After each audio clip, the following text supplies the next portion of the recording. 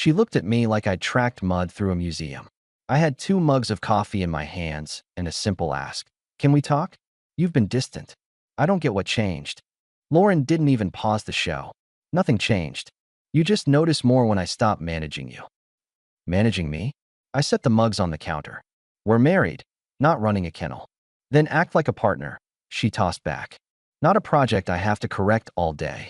If I'd known where it was headed, I would have skipped the coffee and started packing. I kept it straight. Tell me what's off. We fix it together. She finally looked over. The stare was cold. I'm not your therapist. Figure yourself out. That was the first time it landed. She wasn't sad. She was superior.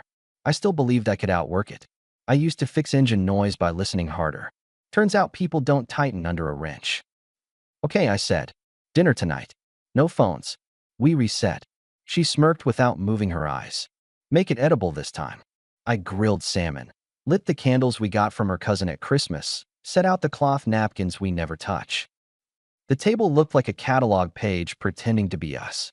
Lauren walked in from her home office, glanced at the plates, and made a face like I'd set out homework. Salmon again? You do know food has flavor, right? Eat the lemon, I told her. Big flavor. Cute. She's Saturday, you're trying too hard. It's needy. Trying is what you do when you care. Trying is what you do when you're behind. She took a bite and looked up as if grading a paper. Overcooked. I kept my tone flat.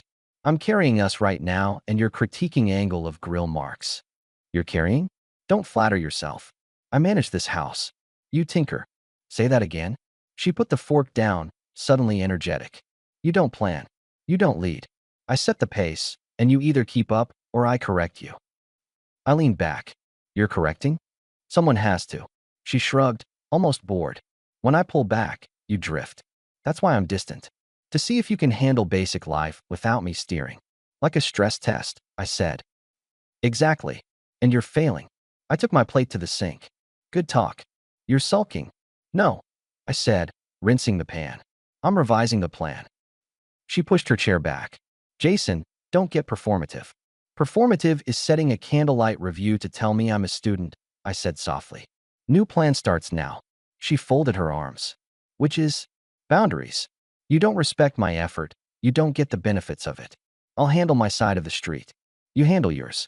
And we stop pretending this is a team project until there's actual teamwork. Oh, please. You'll be back groveling in 2 days. Mark the calendar, I said and put the candles out with a wet napkin. You'll need the reminder. The next morning, I set rules and didn't ask permission. I left a note on the fridge. Budget split for the next 3 months. Joint card for shared bills only. Separate accounts for personal spending. Cooking schedule ends. Cook for yourself. Garage is mine after 6. Good luck with the showings for your listings. She found me lacing my boots by the door. What is this? Adulting, I replied. You don't announce rules. I do when I fund most of them.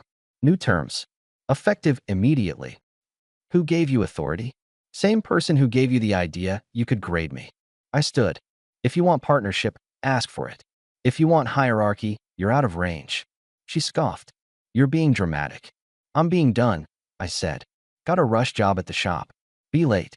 Of course, she said, mock sympathetic. Anything to avoid real conversation. I offered last night. I opened the door. You declined. At the shop, Nate, my lead tech and friend since forever, noticed the mood before I put my bag down. You look like you slept in a truck bed. Truck bed would have been friendlier. I tossed him the keys to a customer SUV. Swap the alternator, then we'll check the alignment. He whistled low. You and Lauren? Cold front. She decided she's my instructor. Nate grinned like a man smelling gossip. You? Taking notes. I withdrew from the class. He laughed. What's the move? Split the money, split the kitchen, split the calendar. Dang, you actually did it. Starting line. I'm done grading myself with her rubric. That night, I kept it dry. No dinner prep. No checking in. I hit the gym and then grabbed takeout. When I walked in, Lauren was at the table, scrolling. You didn't make dinner, she said, like it was a breach of code. Note, said the kitchen schedule ended. You actually meant that? I don't joke with logistics. So you're punishing me by making yourself worse. By feeding myself? I raised an eyebrow. You know what I mean. Say it clean, Lauren. Don't dance. She glanced past me at the door. Where were you? Gym. Picked up food. She stared at the bag. Grease again. Perfect. You don't get to complain about meals I eat without you. You're being petty. I'm being busy, I said, and sat on the couch with a plate. If you want to talk, talk. If you want to lecture, book a class somewhere else. She opened her mouth, then shut it. For once, silence served me. 2 days later, she tried the first soft detour. She came into the garage with a coffee, my order, which she never remembers, and set it by my tool chest. I overreacted, she said in a tone that wanted credit. I was stressed. Accepted, I said, checking torque specs, and I appreciate you taking on things. Things is a big category. I'm saying thank you, she snapped. Thank you accepted. I picked up the ratchet. We good? Her eyes narrowed. You won't even meet me halfway? Halfway to what? You call me a project. I pulled my time back. That's my halfway. So you're not cooking again? Not unless we're partners again. She smiled without humor. So conditions. Standards, I corrected. I'm leaving early Friday. Grill at Gary's. I told him I'd bring wings. I'm going without you. You told Gary before telling your wife. I told the person who invited me.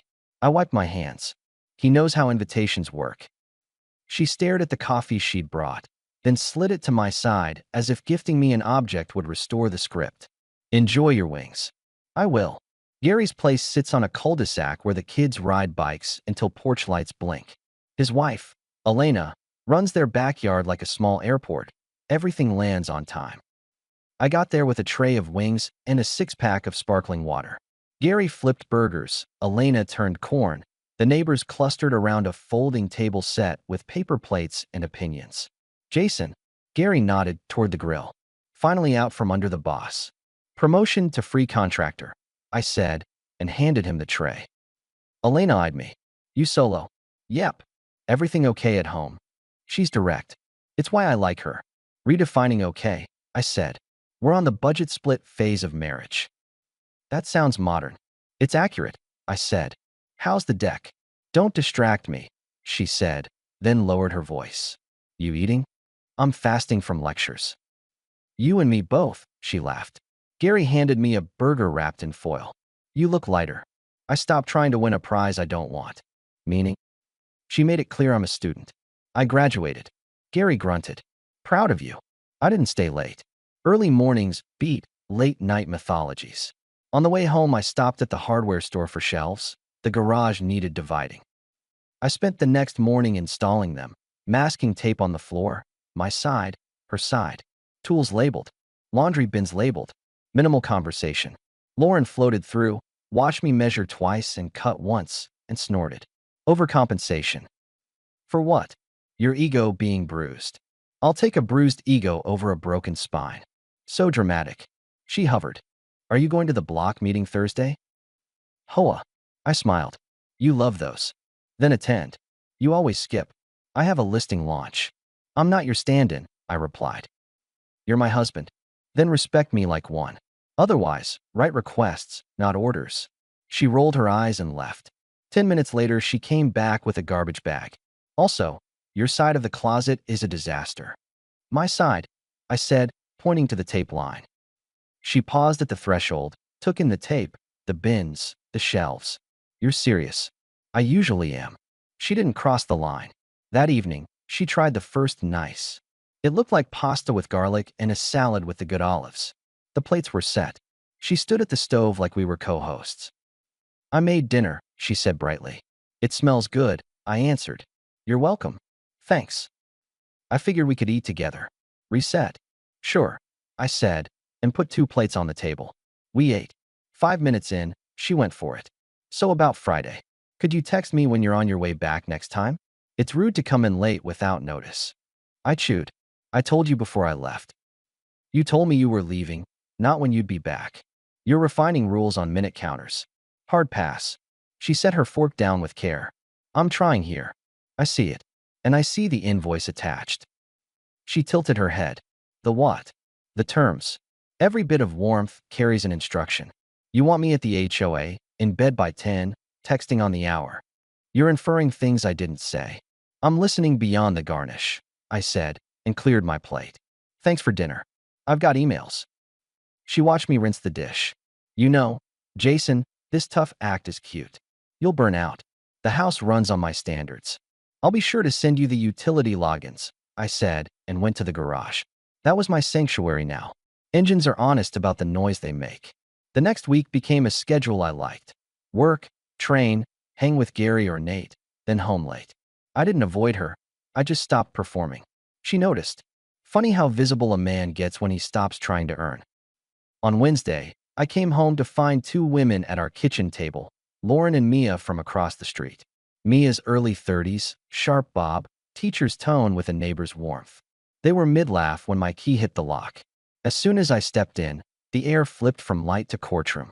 You're late, Lauren snapped, standing like a prosecutor. Again. Hey, Jason. Mia stood too, palms open. We were just. Lauren cut her off. He doesn't need rescuing. Mia's eyebrows went up. I was saying hi, not staging an intervention. Lauren gestured at me like she was presenting a badly trained lab.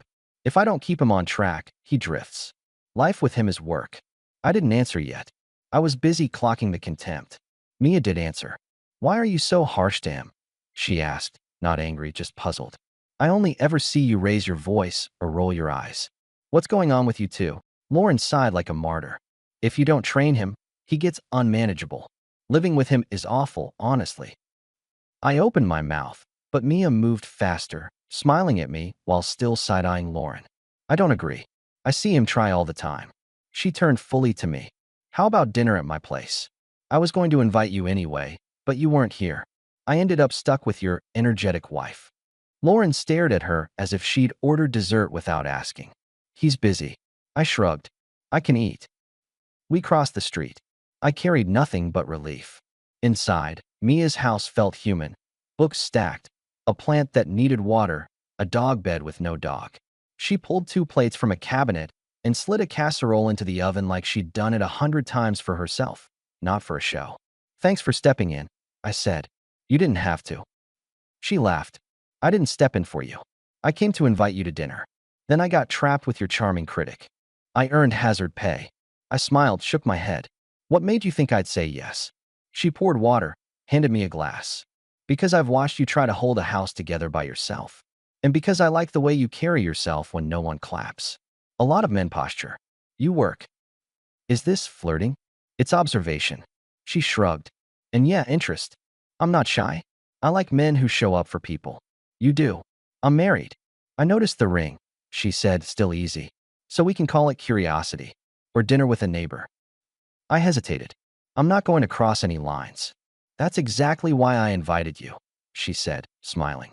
So how about this? Tomorrow, restaurant as friends. No fog. I nodded. I can do friends. Good. Because the alternative is me leaving lasagna on your porch like a stray cat. We ate and talked like normal adults who didn't need a winner and loser every 5 minutes. She asked about the shop. I asked about her classroom. We joked about the HOA newsletters. I kept it clean. When I thanked her and stood to leave, she walked me to the door and touched my forearm like a neighbor, not a promise. Back home, Lauren was on the couch, arms crossed, remote untouched. She didn't look at me. You were at Mia's. Yep. Classy. She invited me to dinner. I accepted. That's inappropriate. What part? Eating food? Talking like neighbors. You're married. So are you, I said. To a man you call unmanageable and awful. That was venting. No, that was a reveal. I believe you. She glared. You're pushing me. I'm refusing to be tugged. The next morning, I changed more than dinner plans. I went to the bank during lunch and opened a separate account in my name only. I moved my direct deposit. I set automatic transfers to the joint for house bills. I told the HR lady, Carla, who runs payroll like a general, that I needed the change effective immediately. You okay, Jay? She asked, checking boxes. This a safety thing or a boundary thing? Boundary. Then don't waver, she said, stamping a form. Wavering invites chaos. At work, I told Nate I was scheduling longer shifts for a while and moving my Saturday mornings to the shop. You hiding? He asked. Working, I said. Difference matters. That evening, I followed through and met Mia at a casual place downtown. Booth, water, 2 menus, clean conversation. She asked about my parents. I asked about her move from Ohio. We kept it deliberate. As friends, she reminded me once, teasing. As friends, I confirmed. We did it again on Tuesday. And Thursday. Most days I stopped by her place before going home. Sometimes we ate. Sometimes we talked on her porch while the neighborhood dimmed. I didn't sneak. I just stopped running my time through Lauren's approval queue. Back at the house, I was civil and brief. I slept in the guest room Friday through Sunday for early shifts, and then never went back. 2 weeks into the new routine, I made the quiet call. I called a mediator for the paperwork. No courtroom drama, no threats, just forms. I kept it private. No announcements. I was done talking my plans to someone who weaponized them. Lauren noticed the shift before she knew the reason. The contempt slid. Agitation took its place. She tried the second nice, this one louder. She made pot roast on a Tuesday, set the table, lit candles, even put on the playlist we used at our wedding. I came in smelling like engine grease and honesty. Dinner, she sang out, too cheerful. Thanks, I said carefully. She floated around me. I figured we could start over. I've been intense. True. I can be softer. Also true, I said. She took my plate and cut a piece for me like I was a toddler. I miss us. What us? I asked. The one where I jump for points. She swallowed, then tried another tack. You've been out a lot. People talk. It doesn't look good. People talk because they're bored. You're not even denying it. I'm denying I report to your rumor mill. You're with her. I'm with myself, I said. If I stop by Mia's, it's because she's kind and normal. That's not against the law. You love the attention. I enjoy not being graded for breathing. She went still, then softened again. I can stop the grading. Show me with respect, not cosmetics. She reached for my hand. No more sarcasm, I promise. Lauren, I said, you don't promise your way out of a pattern. You live different. She smiled like a salesperson closing a deal. Then help me. Guide me. I'm your husband, not your mentor. She pulled her hand back and the old tone slipped in by reflex. You're impossible. There she is, I said. She flinched, then straightened. I made dinner, she repeated, but it lost its shine. I see it. I answered, but I didn't pretend it fixed anything. After we ate, I grabbed my bag. I'm sleeping at Nate's tonight, I added casually. We're opening early. You didn't ask. I don't ask to use my time. I picked up my keys. Text me if the water heater acts up. Her nostrils flared. And if I say no? Then you like talking more than outcomes, I said and left. I didn't go to Nate's. I went across the street. Mia answered in socks and a smile. You look like you outran a storm, she said. Storm's still forming, I replied. What's for dinner? Leftover soup. Perfect. We ate on her porch steps. A neighbor waved. I waved back. The air felt clean because I wasn't hiding in it. By week 3 of new terms, Lauren switched from condescension to surveillance. She tried to guess when I was with Mia, then interrogated me without using the word. I didn't help her. I just lived. On a Sunday, I came home from the shop later than usual. The house was quiet in that suspicious way. Lauren was at the table with her laptop open, but the screen was dark. She'd been waiting. You need to stop, she said, without hello. Stop what? Going over there. No. Her jaw worked. No. No. You're married. For the record, I said, calm and slow, I haven't crossed the line. I won't. I'm not that guy. She laughed once, a bark. You think details save you? You're disrespecting me. You did that for months. I asked, I cooked, I planned. You called me a project and unmanageable and awful to live with. You mocked effort. You didn't want a partner. You wanted a subordinate who reads your mind and thanks you for the privilege. This is about me being honest that you needed structure. You call it structure. I call it control. And she, what? Shows you the door and you wag your tail. She sees a decent man, I said. She treats me like one. That's all. She's manipulating you. She invited me to dinner and asked for nothing. I stepped to the counter, put my keys down. I'm not ending it. Her eyes flashed. You better. I didn't flinch. I'm already processing the divorce. That stopped the room. She leaned forward, knuckles on the table. What? It's in motion, I said. I haven't told anyone else. Not even Mia. I didn't want theater. Just an end to a game I never agreed to play. You're kidding. I'm not. Her voice dropped. Undo it. No. Jason. No, I repeated. You can't treat someone like a trainee for months and then snap your fingers when they stop attending class. She lost the calm. You're throwing away a life we built. You threw away the respect it sits on. Her voice went high, the way it does when you realize the wheel isn't in your hands. I can change. I will. I'll be better. That's not how it works, I said. This ship doesn't turn because you got spooked. I'm done. She reached out like she could grab the words and put them back in my mouth. Please, stop seeing her. I'm asking. I'm telling you, I won't. I'm not violating any line. But I won't stop being treated right by someone who knows how. She cried. She yelled. She accused me of the usual sin that people accuse when their grip slips. I let it pass over me.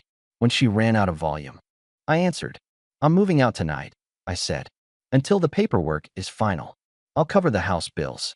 You can have the car. You'll get half the savings. I'm not punishing you. I'm finishing this clean. She looked up, eyes red, voice small but calculating, as if grabbing one last lever. You're leaving for her. I'm leaving because I respect myself. She's not the cause. She's the proof I'm not crazy.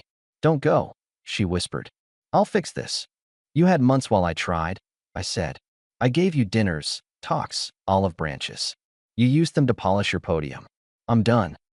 I took a bag I'd already packed. Not dramatic. Socks, jeans, a razor, a photo of my dad from the army I keep in my nightstand. I slid my wedding band into the top drawer. I didn't throw it. I didn't need a performance. At the door, I looked back. Lauren, I said, and kept my voice steady. I'm not your project. If you ever want a partner, you'll have to be one. With me, that window's closed. Don't walk out, she said. Do what you want with this, I answered. Doors open. I stepped out and crossed the street, the most honest walk I've taken in years.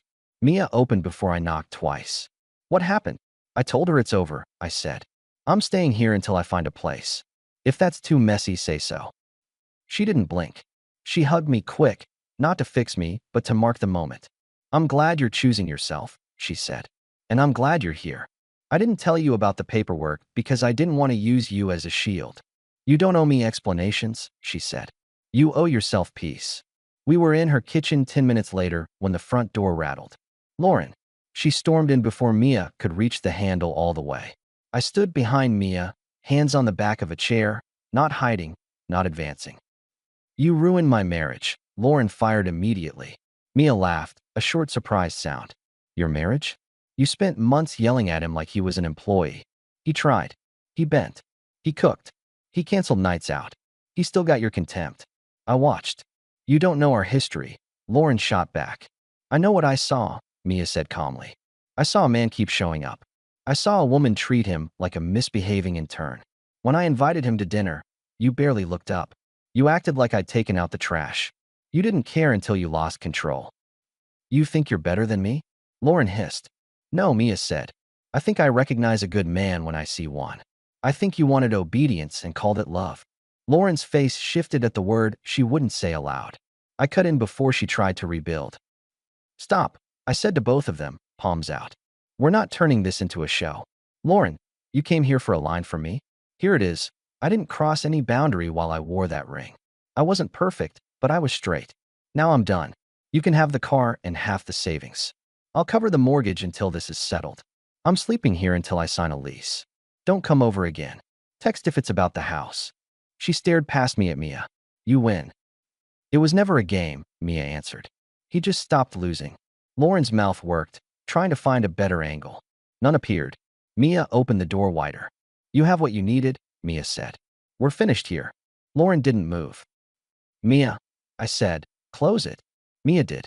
The door clicked and the world shrank to a small, safe room where the only sound was a clock and our breaths. I exhaled. That was a lot. Mia leaned against the counter and studied me.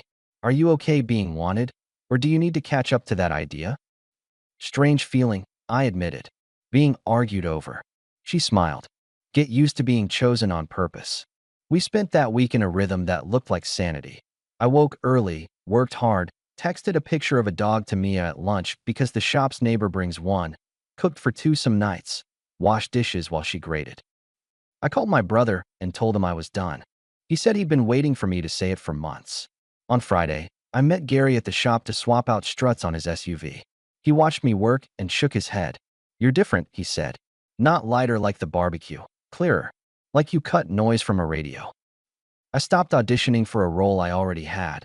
I said, how's the neighborhood diplomacy? Lauren came over to Mia's. It went as expected. He grinned without pleasure. She throw plates. Words only. Door shut. End of chapter. You staying with me long? Just till I sign a lease. He raised an eyebrow.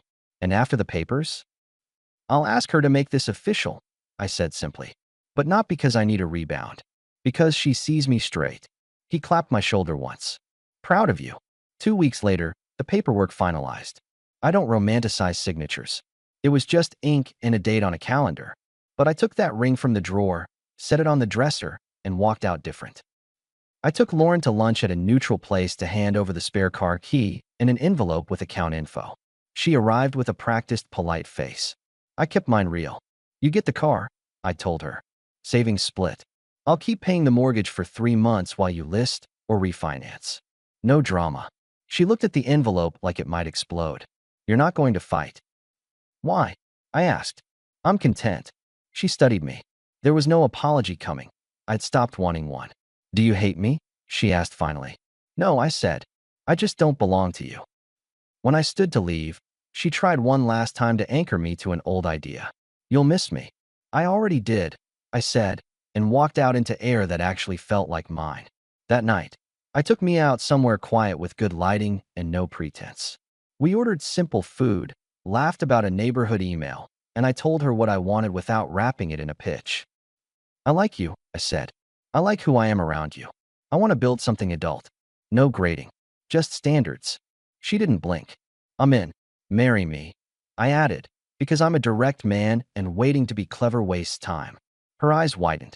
Then she smiled, not coy, decided. Yes.